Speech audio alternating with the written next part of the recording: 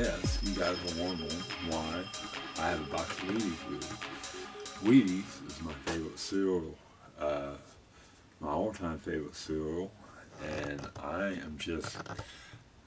was craving it tonight. I always crave it this time of year, and I think it is because the Nana's going to win the national championship. So hopefully, in a few weeks, you see the Nana Hoosiers on this box, or Oladipo, or somebody. So I just had to show it off. Best cereal on the planet. Okay, so today was day one of round 3, and there was plenty of upsets, and we will take a look at these games real quick. Michigan won huge. Michigan showing why the Big Ten was the toughest conference in the country this year.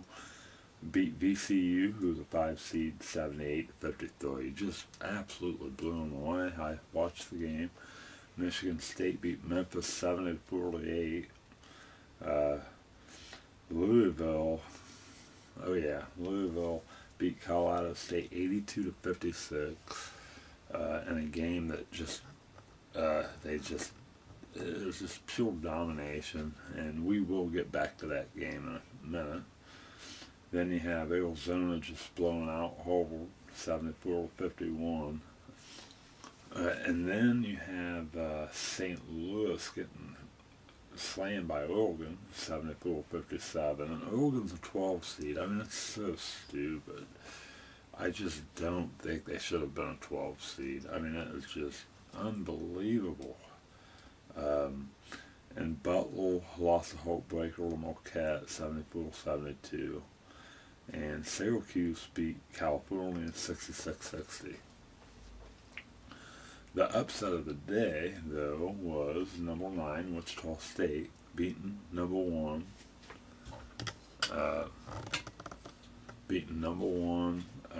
Gonzaga 76-70. So Gonzaga got beat.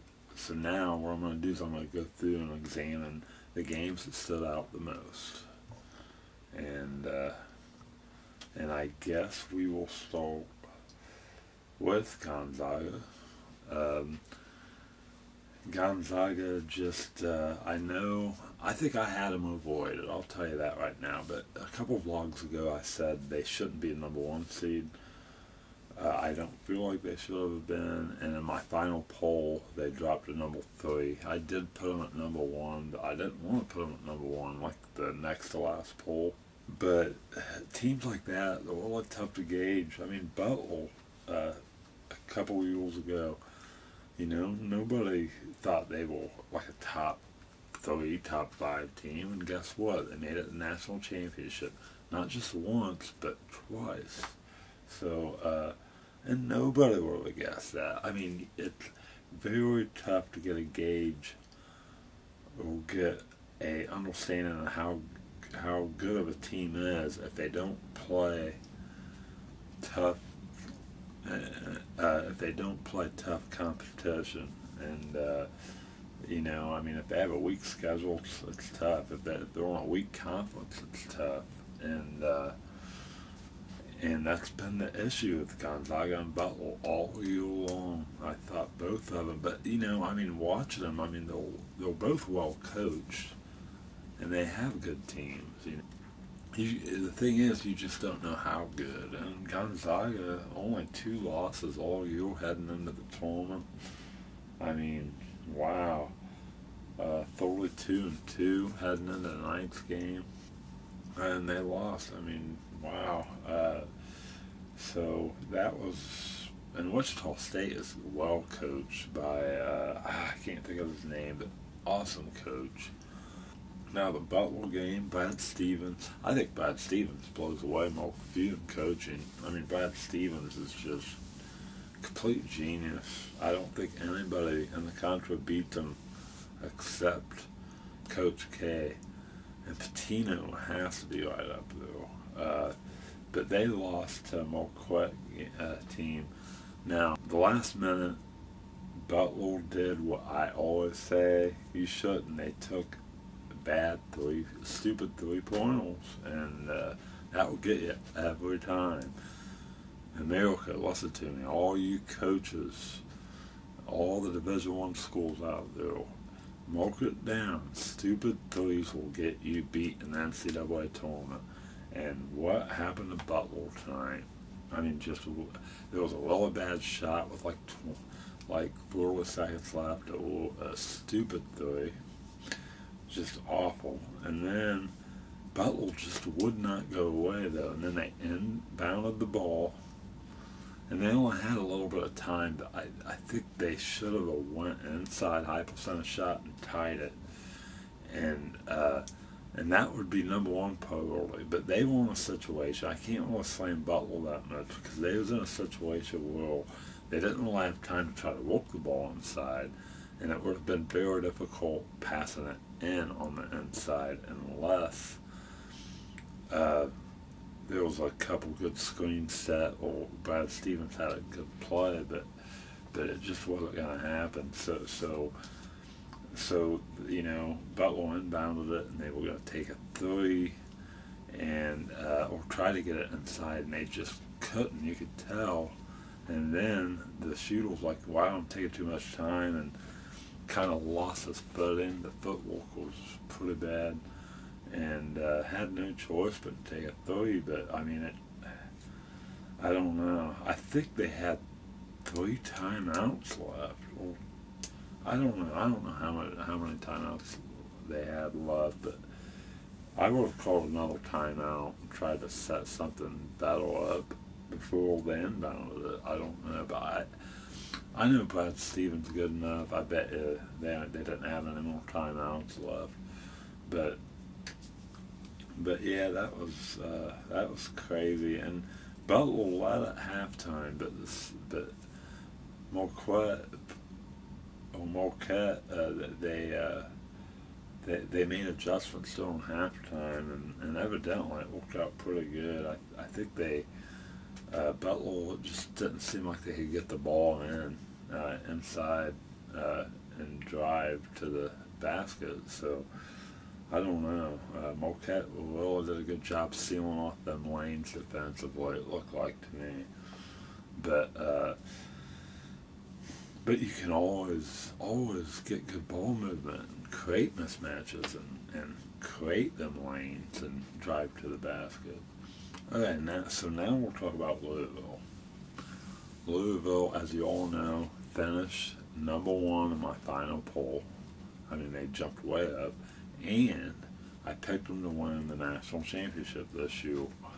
I mean, they were my pick, and I tell you, I mean, I knew it.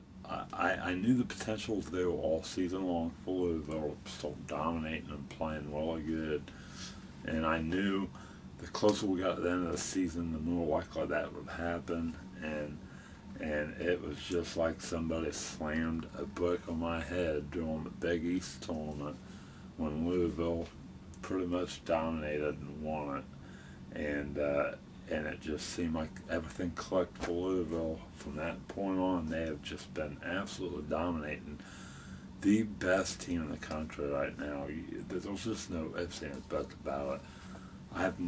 All season long, I haven't felt like a team has been a number 1 team or a solid number 1, and until now, I mean, they have hands down.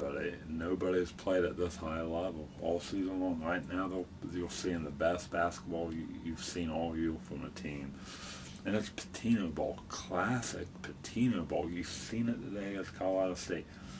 Oh, let's say about 5 minutes left to go in the first half. It was all tied up. Then all of a sudden, Louisville just unloaded, just absolutely exploded, and it was that half-court, trap, full-court press, very aggressive, and transition game that Louisville has, and they just absolutely exploded. And if Indiana and Louisville meet up in the national championship game, that will make for an interesting matchup, because I don't think anybody can run with Indiana, but I think Louisville's the only team that could, and boy, it'd be interesting.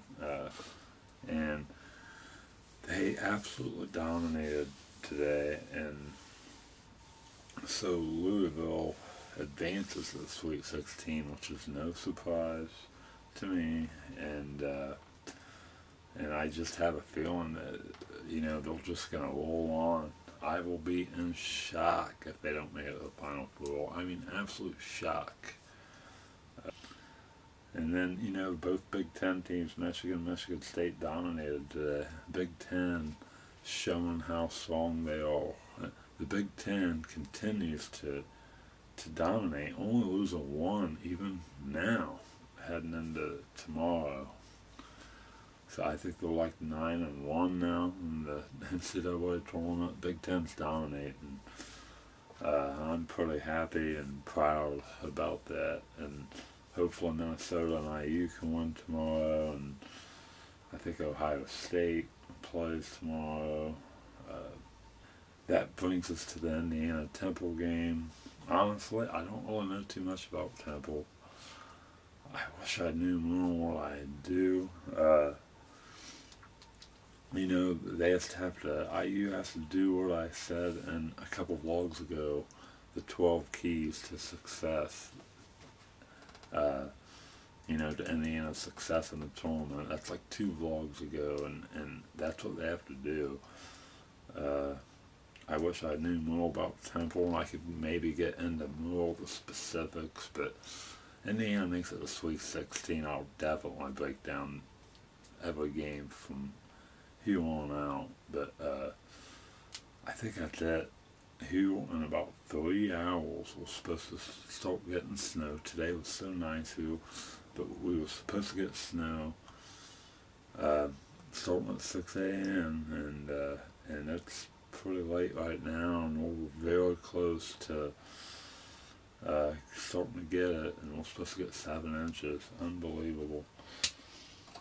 But until tomorrow, look at this. Go get you a box of Wheaties. Best cereal ever. I mean, ever since I was a little kid, this is the best cereal on the planet. And hopefully, you see Oladipo on the back instead of Michael Phelps. And you see Indiana on the front. I mean, that'd be awesome. It'd really be cool if they made like a candy stripe edition. What do you guys think? That'd be awesome. Make red and white up and down. That'd be awesome. But I think I'm gonna go make me another bowl of this. I've only had one, and Wheaties is the bomb, and I might as well get used to it, because I think Indiana's gonna win the national championship. I hope. I picked Louisville, but hopefully Indiana can do it. I'm not losing hope, but I picked Louisville. But get you some Wheaties, especially if you live in Indiana, because I think we're gonna, like I said, just get prepared, because Indiana's gonna win. Hey, till tomorrow, say peace to Michael Phelps, because the next box I buy, or the next box you see, is going to have candy stripes all over with Oladipo on the back. So say peace to Michael Phelps.